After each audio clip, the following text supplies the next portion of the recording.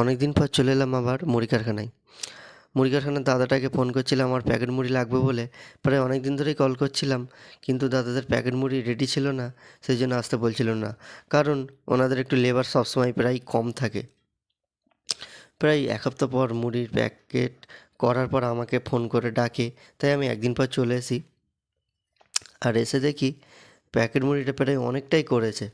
তাই ওকে বললাম যেটা যে কটা করা হয়েছে সব কটাই আমাকে দিয়ে দাও, কারণ এখানে সবসময় প্যাকেট মুড়ি পাওয়া যায় না।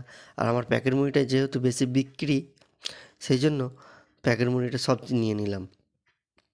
আর এই মুড়ি কারখানাটাই আমার আশেপাশে যে কটা মুড়ি কারখানা আছে সব থেকে বড় মুড়ি কারখানা। আর এখানে মুদিখানার দ্রব্য সব কিছু প্রায় পাওয়া যায় পাইকারি দ্রব্যে। আর এখানে বেশিরভাগ লুজ মুড়িটা বেশি বিক্রি হয় বস্তা বস্তা, প্রায় অনেক জায়গায় বড় বড় দোকানে পাইকারি যায়। এখানে সব থেকে বেশি মুড়ি এখান থেকেই বেশি বিক্রি হয় আমার জানা মতে। তাই ভাইটাকে বললাম আমার মুড়িটা তাড়াতাড়ি প্যাকেজিং করে দে। ভাইটা আমাকে বস্তাটা ধরতে বললো না, কারণ ওরা এই দিক থেকে খুব এক্সপার্ট, ওরা খুব জানে। সেই জন্য আমাকে বললো তোমাকে ধরতে হবে না, তুমি দেখো। বলতে আমি ভাবলাম একটু ভিডিওটা করি। একে একে আমার বস্তাতে মুড়ি ভরানো হচ্ছে। অবশেষে দেখা গেল প্রায় ৭-৮ বস্তা মুড়ি হয়েছে যে কটা মুড়ি ছিল। তাই ভাবলাম আমি সব কটাই মুড়ি নিয়ে নেবো, প্রত্যেকটা মুড়ি।